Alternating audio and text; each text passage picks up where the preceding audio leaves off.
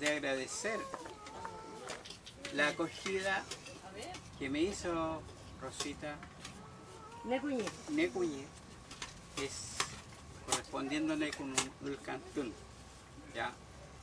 Ella sabe que yo trabajo en este arte y me gusta entregarlo con amor, me gusta entregarlo con cariño, como corresponde un mapuche.